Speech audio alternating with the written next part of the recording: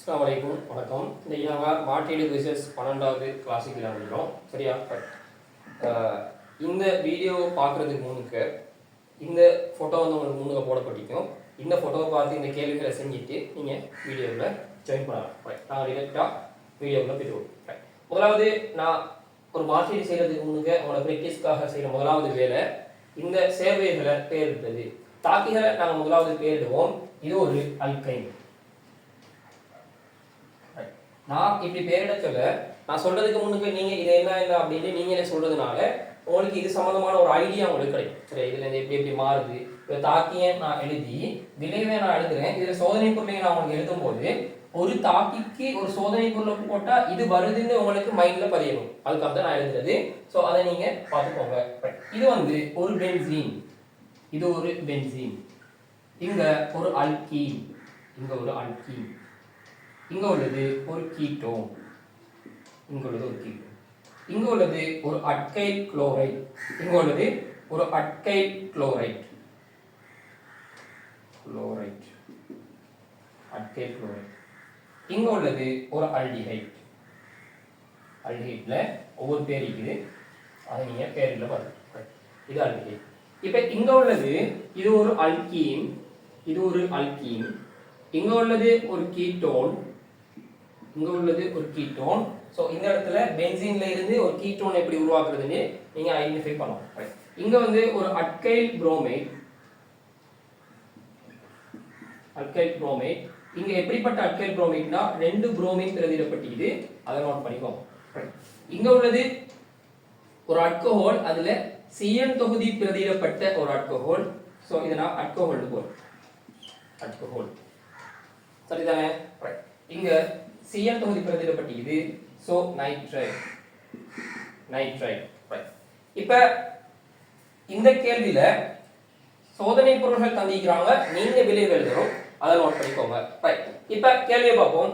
ஒரு அல்கைன்ல இருந்து alkene வந்திக்குது. So இங்க ட்ரிபிள் பாண்ட்ல இருந்து டபுள் பாண்ட் வந்திக்குது.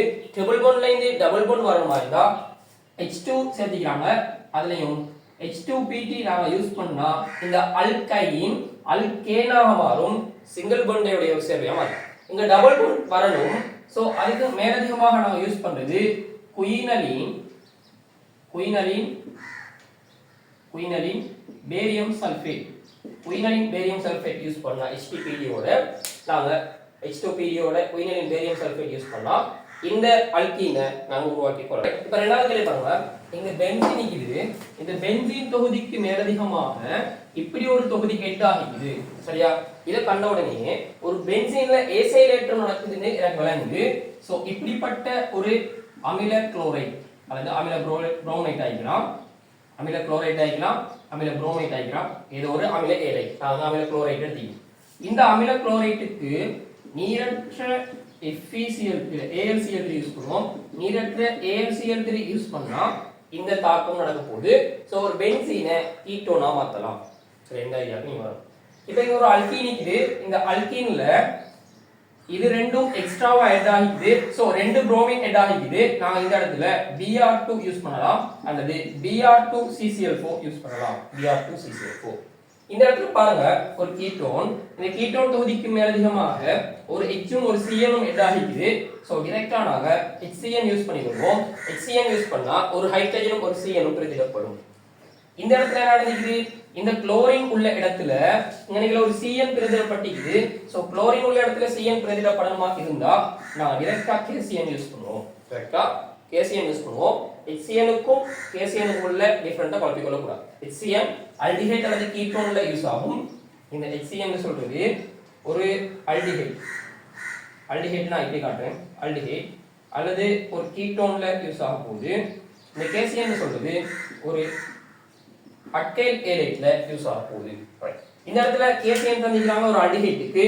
சோ இங்க தாக்கம் நடக்காது, தாக்கம் நடக்காட்டி அதே தாக்கி அப்படியே வரப்போகுது, அதே தாக்கி அப்படியே வரும்.